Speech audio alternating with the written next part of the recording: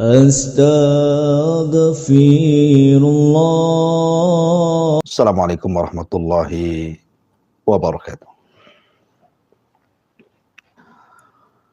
Alhamdulillah wassalatu wassalamu ala rasulillah wa ala alihi wa sahbihi wa mawalah wa la hawla wa la quwata illa billahi wa ba'du.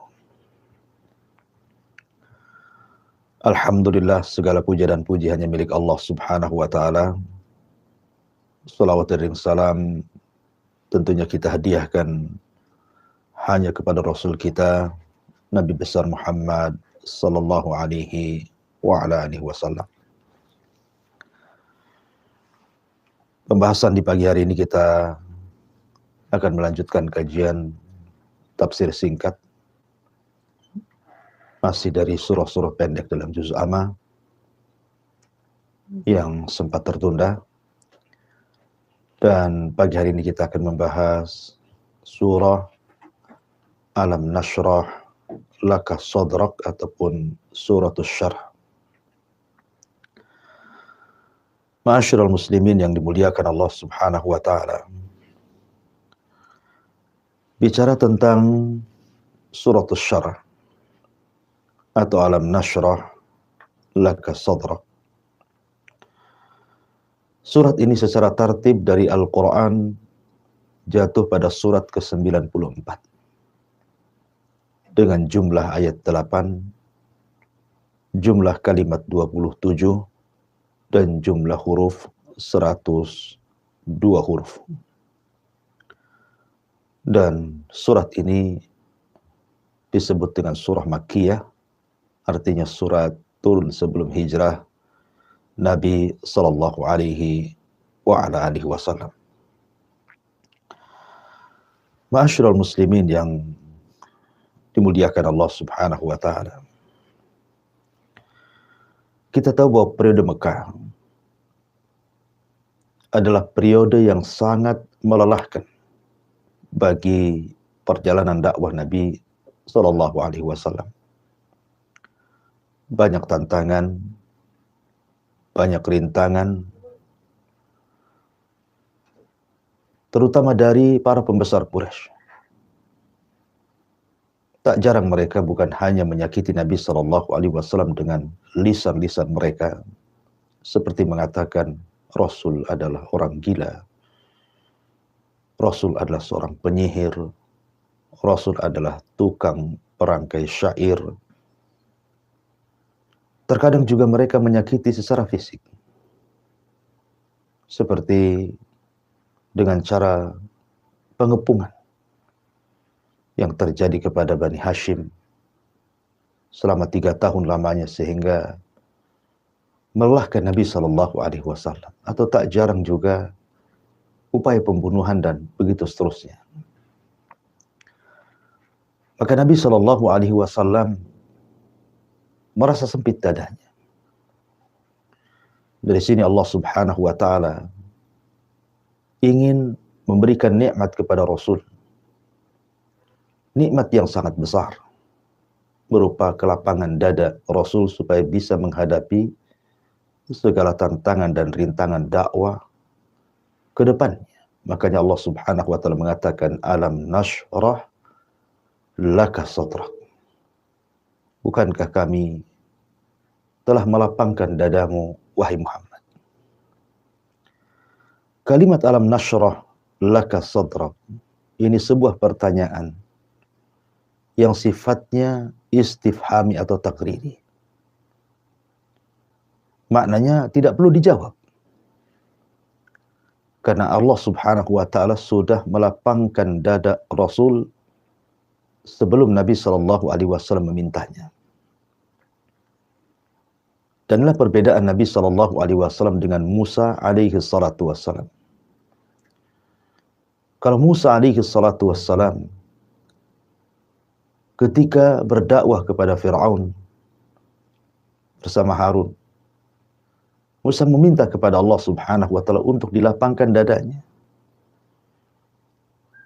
Bahkan Musa berdoa kepada Allah subhanahu wa ta'ala dengan doa yang sering kita baca atau mungkin kita dengar daripada khatib apabila berkhutbah, Rabbi shrah li sadri wa yassir li amri wahlul 'uqdatan min lisani yafqahu qawli. Kata Musa, Rabbi shrah li sadri. Ya Rabb, berikanlah kepadaku kelapangan dada. Kenapa Musa minta kepada Allah Subhanahu wa taala untuk dilapangkan dadanya? Karena kita tahu bahwa kelapangan dada itu mempengaruhi dakwah. Orang kalau sempit dadanya, terkadang dia tidak sanggup mengucapkan sehingga menyusahkan untuk menyampaikan hidayah Allah kepada orang lain. Karena orang yang sempit dada itu sempit pula pikirannya. Dan yang lapang dadanya lapang pula pikirannya. Maka Nabi Musa alaihi salatu wassalam meminta kepada Allah Subhanahu wa taala untuk dilapangkan dadanya supaya dia bisa menyampaikan hidayah kepada Firaun. Kemudian kata Musa, Rabbi shrah li sadri wa yassir li amri. Dan mudahkan urusanku. Artinya kelapangan dada itu bisa membawa kemudahan urusan. Dan itulah fakta di lapangan. Kalau seandainya Anda sedang ada masalah, Anda sedang dirundung sebuah perkara, kesulitan hidup. Kalau lapang dadanya, maka setiap masalah itu pasti Anda bisa uraikan. Tahu dari mana harus memulai. Kalau sempit dadanya, akan sulit mengurai sebuah permasalahan. Makanya Musa alaihi salatu wassalam meminta setelah kelapangan dada, kemudahan perkara. Wa yassirli amri wahlul 'uqdatam min lisani yafqahu qawli. Dan cabutlah kepelatan pada lidahku supaya dia memahami perkataanku. Ma'asyiral muslimin yang dimuliakan Allah Subhanahu wa taala. Di sini Allah Subhanahu wa taala mengatakan alam nashrah laka sadrak. Kalimat asyarah di mana Allah Subhanahu wa taala melapangkan dada Nabi sallallahu alaihi wasallam memiliki dua makna. Yang pertama artinya makna secara hissi.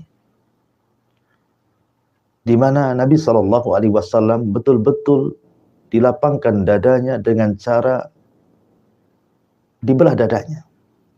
Diambil jantungnya, kemudian dibersihkan dengan air zam-zam di bejana emas, kemudian diisi dengan hikmah dan juga keistimewaan Allah Subhanahu wa taala kepada beliau.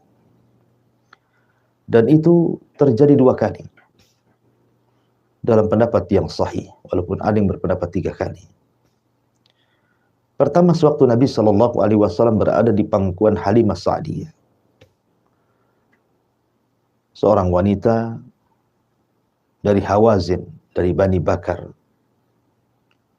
Dia datang dengan rombongan kaum wanita yang berjumlah 10 dari Bani Sa'diyah menuju kota Mekah yang ketika itu Bani Bakar mengalami paceklik hebat. Sehingga untuk mencukupi kehidupan mereka, sebagian wanita-wanita yang memiliki anak yang mengeluarkan air susu, maka mereka akan mengambil anak-anak dari kota untuk mereka susui atau menjadi ibu susuan bagi mereka dengan imbalan. Halimah Sa'diyah ketika berjalan menuju kota Mekah, karena dia menunggang atan, keledai perempuan, dan unta yang sangat kurus sehingga ketinggalan. Sementara 9 wanita yang lainnya, kawan-kawannya sudah mendapatkan bayi-bayi yang mereka akan susukan. Dari bayi-bayi orang-orang yang terpandang, orang-orang yang berduit. Tiba-tiba ketika Halimah sampai saja di kota Mekah, sudah tidak ada bayi lagi. Sudah habis diboyong atau diborong orang-orang atau kawan-kawan wanitanya. Kecuali 1 bayi. Dialah Nabi Shallallahu Alaihi Wasallam. Alasannya tidak diambil karena dia fakir dan juga dia yatim. Tapi dengan penuh keyakinan daripada mereka pulang membawa tangan kosong, maka mereka mengambil bayi Nabi SAW. Mudah-mudahan dengan bayi tersebut Allah berkahi. Maka betul saja banyak keberkahan yang dapati Halimah Sa'diyah. Singkat cerita, ketika Nabi SAW berada di pangkuan Halimah Sa'diyah, didatangi oleh malaikat. Kemudian membawa Nabi SAW, kemudian membelah dadanya, mengambil jantungnya, membersihkan dengan air zam-zam dalam bejana emas, kemudian memasukkan padanya ilmu dan hikmah, kemudian menjahit kembali. Dan itulah yang menjadi ketakutan Halimah, akhirnya mengembalikan Nabi SAW ke tangan ibundanya Aminah. Tapi ini pembersihan dada yang pertama yang membuat hati Nabi SAW sedari kecil sudah lapang. Kemudian pembelahan yang kedua, saat peristiwa Isra dan Mi'raj. Saat peristiwa besar, yang ketika itu Nabi SAW mengalami masa-masa kesulitan yang luar biasa. Ketika dakwahnya ditolak di Mekah, kemudian dia berusaha untuk berdakwah ke Taif. Tapi sayang kemudian di Taif dia pun disakiti oleh orang-orang Taif. Oleh wanita, anak-anak, bahkan hampir semua orang-orang Taif itu menyakiti Nabi SAW. Sebab itulah maka Nabi SAW kemudian dihibur hatinya oleh Allah Subhanahu wa taala. Dibuat semacam peristiwa besar untuk Nabi SAW, peristiwa yang dikenal dalam sejarah sebagai peristiwa Isra yang tertuang dalam surah Isra. Kemudian juga ada peristiwa Mi'raj yang tertuang dalam surah An-Najm. Nah, Nabi SAW sebelum peristiwa ini juga terjadi pembelahan dada. Kemudian Allah Subhanahu wa taala perintahkan malaikat untuk membersihkan dadanya. Mengambil kembali jantungnya, membersihkannya, memasukkan ilmu dan hikmah untuk mengeluarkan penyakit-penyakit hati. Sehingga Rasulullah SAW kembali lapang dadanya. Inilah makna yang pertama, alam nasyrah laka sadrak. Tapi ada juga yang mengatakan bahwa alam nasyrah laka sadrak, bukankah kami telah lapangkan dadamu? Makna asyara di sini artinya bukan hissi, bukan badan, tetapi maknawi. Secara makna. Jadi secara makna alam nasyrah laka sadrak itu artinya bukankah kami telah lapangkan dadamu, maksudnya dengan Islam. Karena Allah Subhanahu wa taala mengatakan, "Man yuridillahu an yashrah sadrahu lil Islam." Jadi Allah Subhanahu wa taala mengatakan bahwa agama Islam itulah yang menjadikan kelapangan dada Nabi sallallahu alaihi wasallam. Dan dua-duanya benar, baik makna secara hissi ataupun makna secara maknawi. Tapi yang jelas bahwa lapangnya dada, faedahnya bagi kita adalah sebuah hal yang sangat penting bagi kehidupan kita. Terkadang kita lihat ada orang yang sempit dadanya karena mereka meninggalkan kewajiban Allah Subhanahu wa taala, tidak salat, tidak puasa, tidak zakat, tidak pernah membaca Al-Qur'an, tidak berzikir, sehingga sempit dadanya. Atau lantaran kemaksiatan, terlampau banyak maksiat kepada Allah Subhanahu wa taala, berzina, minum khamar, berjudi, atau maksiat apapun, sehingga terkadang menyempitkan dada. Atau karena mungkin urusan keluarga ada masalah, mungkin dalam usaha ada masalah, di kantor ada masalah, di pasar ada masalah, di pekerjaan ada masalah, sehingga menjadikan sempit dadanya. Terkadang kita mengalami hal-hal yang seperti ini, kesempitan dada, sehingga kita butuh kelapangan dada kita untuk bisa berpikir jernih. Karena sempitnya dada itu menjadikan sesuatu kebahagiaan itu beralih kepada sebuah keperitan. Menjadikan sesuatu yang mudah itu menjadi sebuah kesulitan. Makanya kalau kita lihat bahwa orang yang bahagia itu sebenarnya apabila Allah Subhanahu wa Ta'ala lapangkan dadanya. Sebab kalau dada ini lapang, rumah yang kecil pun terasa luas. Keluarga yang sedikit pun terasa banyak. Rizki yang tidak banyak pun seolah-olah mencukupi. Tapi kalau sempit dadanya, maka rumah yang luas akan terasa sempit. Keluarga yang banyak akan terasa sepi. Dan begitu seterusnya.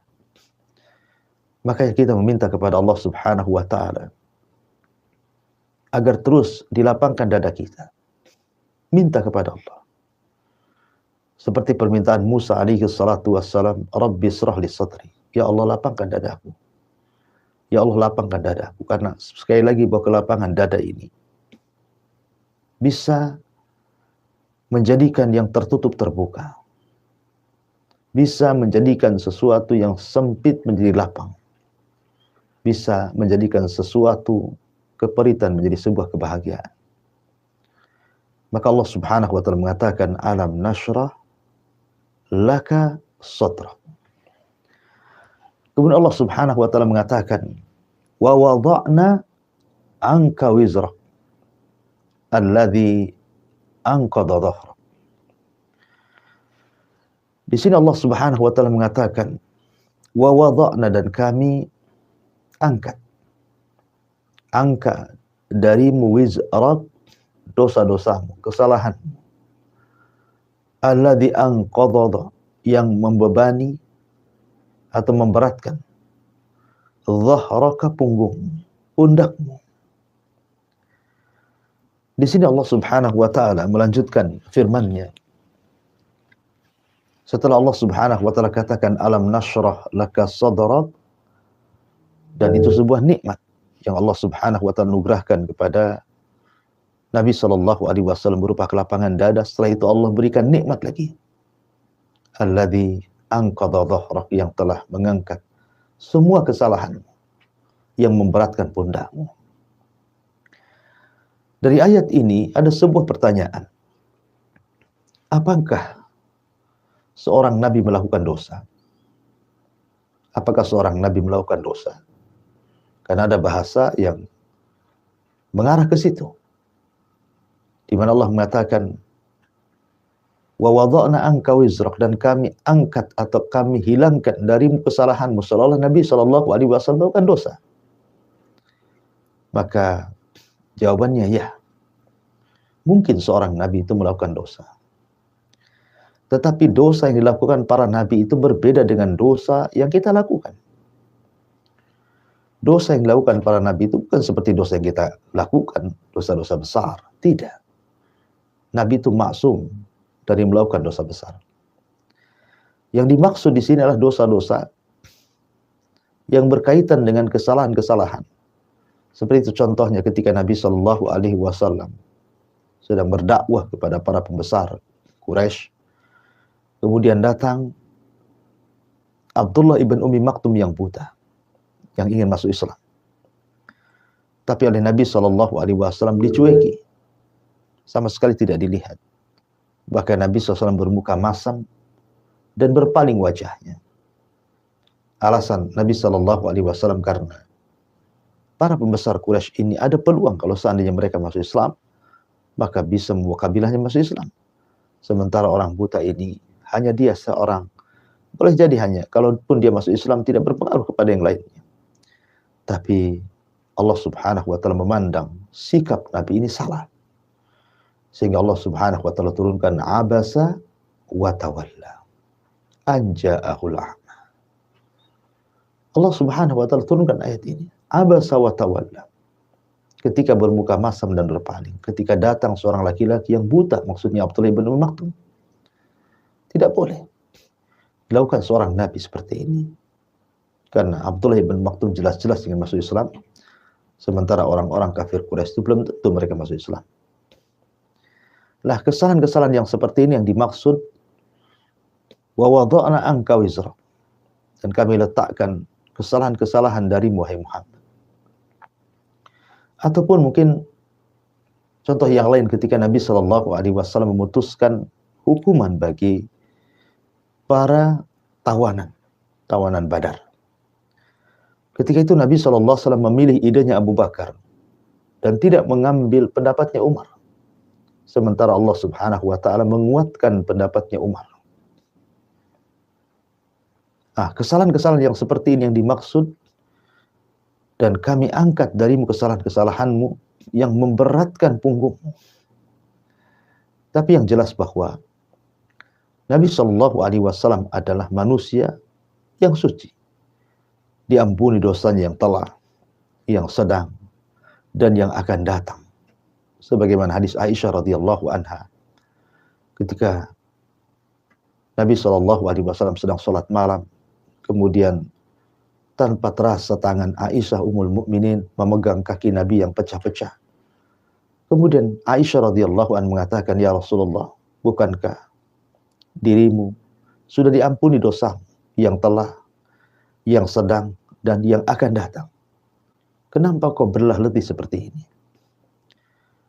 Maka Nabi SAW mengatakan kepada Ummul Mukminin Aisyah radhiyallahu anha, afala akuna abdan syakura, salahkah aku menjadi hamba Allah yang bersyukur? Lihat, walaupun Nabi Shallallahu Alaihi Wasallam manusia yang telah diampuni dosanya yang telah, yang sedang, dan yang akan datang, tetapi dia tidak pernah berhenti ibadah. Dia justru semakin semangat ibadahnya sampai kakinya pecah-pecah karena beliau tidak pernah meninggalkan qiyamul lail seumur hidupnya kecuali hanya 2 malam dalam periode Mekah. Ma'asyiral muslimin yang dimuliakan Allah Subhanahu wa taala. Kemudian Allah mengatakan, alam nashrah laka sadrak wa wada'na anka wizrak alladhi anqadha dhahrak wa rafa'na laka dzikrak. Dan kami angkat dirimu wahai Muhammad, dzikraka, penyebutanmu. Allah Subhanahu wa taala telah mengangkat Nabi Shallallahu Alaihi Wasallam di dunia ataupun di akhirat.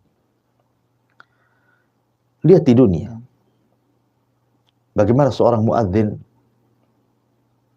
yang dikumandangkan oleh manusia sejak zaman Rasul sampai hari ini, di masjid-masjid, di musola-musola, bahkan terkadang dijadikan ringtone handphone gitu, bahkan terkadang dijadikan alarm. Dalam lafaz-lafaz adzan itu ada lafaz Muhammad, artinya diangkat namanya dalam adzan. Kemudian juga diangkat namanya dalam salat. Maka tidak sah salat seseorang kalau tidak bersalawat kepada Nabi Shallallahu Alaihi Wasallam dalam tasyahud akhir. Ataupun diangkat ketika iqamah, diangkat ketika bersalawat dan memperbanyak salawat di hari Jumat.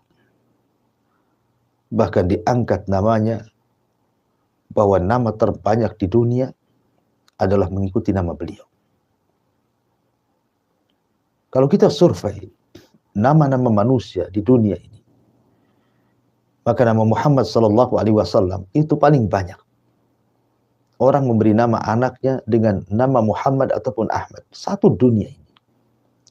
Ya, karena Allah Subhanahu wa taala mengangkat derajat Nabi Shallallahu Alaihi Wasallam di dunia. Adapun di akhirat, sudah jelas dia orang yang pertama kali dibangkitkan oleh Allah Subhanahu wa taala dari kuburnya. Orang yang mampu memberikan syafaatul uzma di saat seluruh para nabi tidak sanggup memberikannya. Orang yang pertama kali mengetuk pintu surga. Orang yang pertama kali melewati titian siratal mustaqim. Bahkan orang yang pertama kali masuk surga, dan begitu seterusnya. Banyak keistimewaan yang tidak dimiliki para nabi yang lainnya. Ya, karena dia adalah sayyidul awalin, sayyidul akhirin, sayyidul anbiya, sayyidul mursalin. itulah Nabi kita Muhammad sallallahu alaihi wasallam. Allah angkat penyebutannya. Wa rafa'na laka dzikrak. Kemudian Allah Subhanahu wa taala mengatakan wa rafa'na laka dzikrak. Inna ma'al usri yusra. Inna ma'al usri yusra.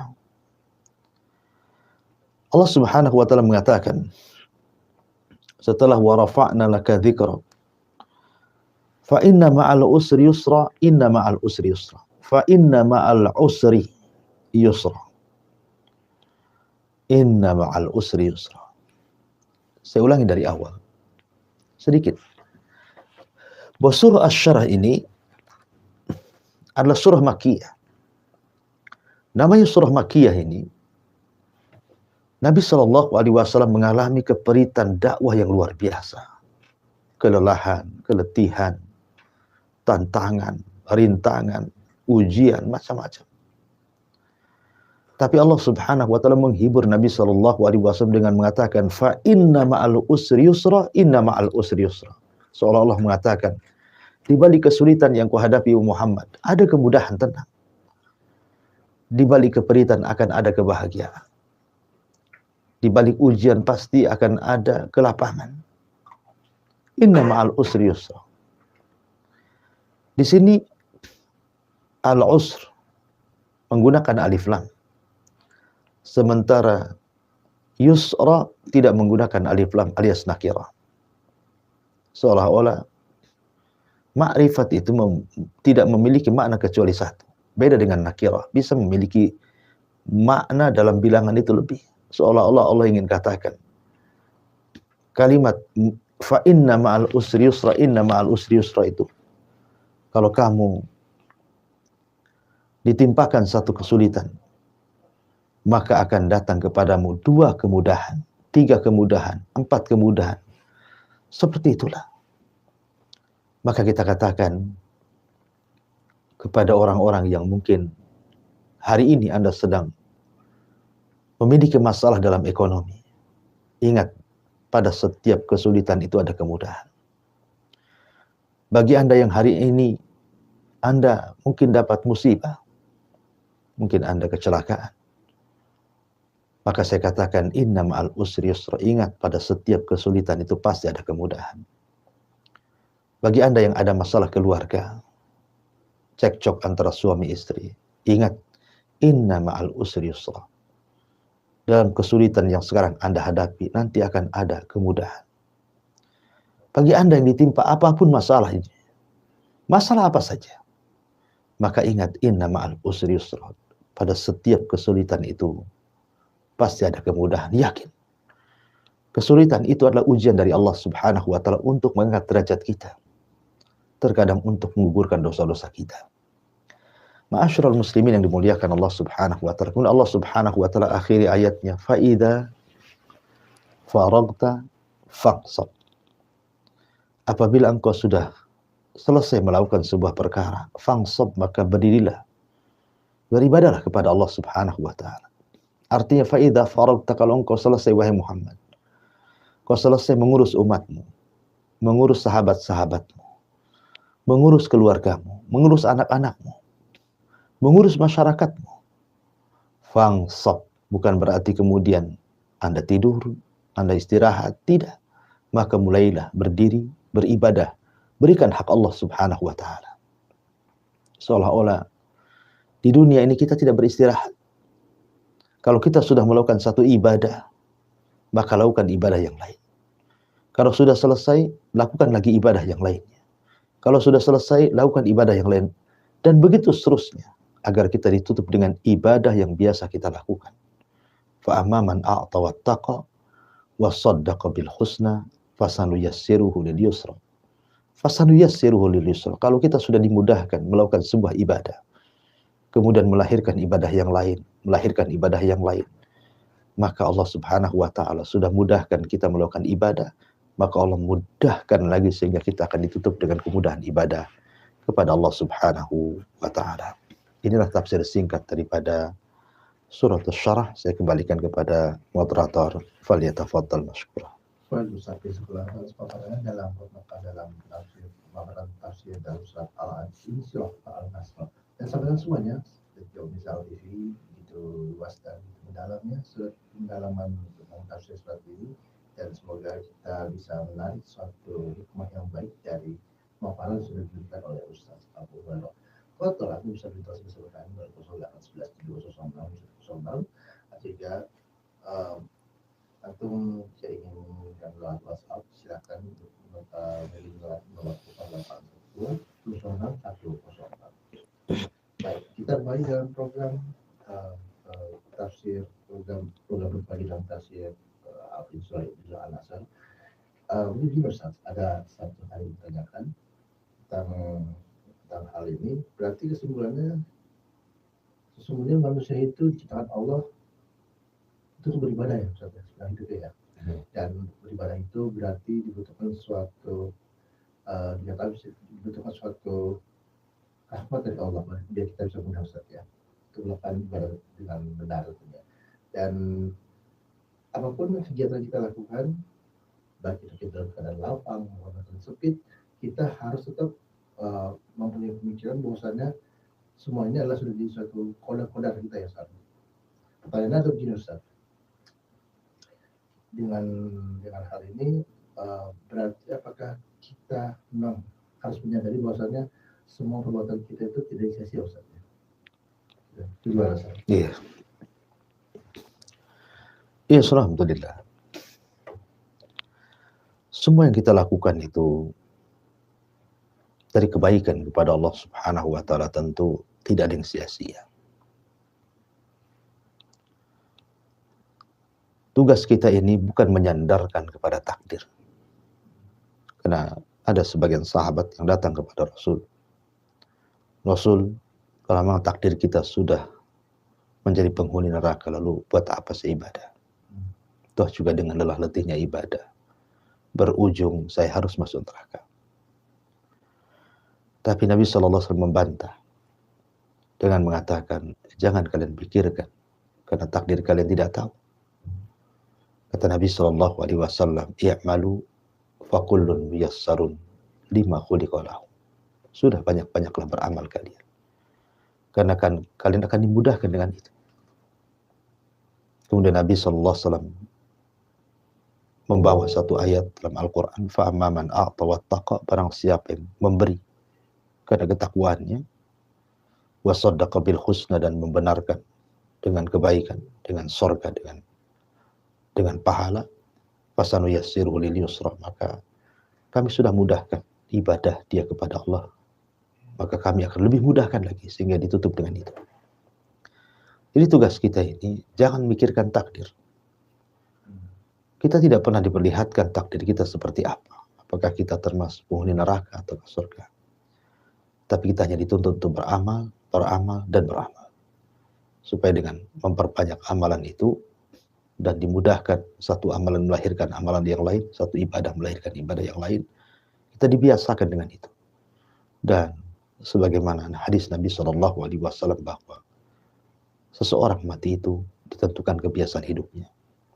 Kalau hidupnya biasa ibadah, dan insya Allah akan ditutup dengan ibadah. Kalau hidupnya biasa maksiat, maka naudzubillah, boleh jadi ditutup dengan di atas kemaksiatan kepada Allah Azza wa Jalla. Wallahu a'lam. Ya. Berarti kalau begitu kita harus tetap selalu di saat ya, seperti Ustaz tadi, kalau misalnya kita tidak usah tahu kita suka takdir, tapi kita harus berhusnuzon Ustaz ya, selalu keluar berhusnuzon, karena bisa jadi amalan kita anggap mungkin selama kita lebih banyak amalan amalan buruk ya, bisa jadi Allah mungkin menentukan kita di akhir kehidupan kita melakukan amalan-amalan yang husnul khotimah Ustaz ya. Insyaallah. Ya insyaallah. Nah sebenarnya semuanya begitu besar, begitu bermakna sekali dari pembahasan kali ini dari Abu Hurairah. Semoga dari pembahasan ini kita bisa mengambil hikmah yang sangat baik ya. Walaupun ini surat adalah surat yang sering kali kita sudah baca dalam surat pada kita atau secara makmum dan seterusnya. Dan semoga dalam pembahasan ini kita jadi mulai paham bahwa surat-surat yang sudah Allah buat ini akan menjadi suatu hikmah dan sebuah pelajaran dan ibrah buat kita agar kita seorang muslim yang taat insya Allah. Dan akhirnya kita tutup program kita pagi ini dengan salah satu majlis. Subhanallah,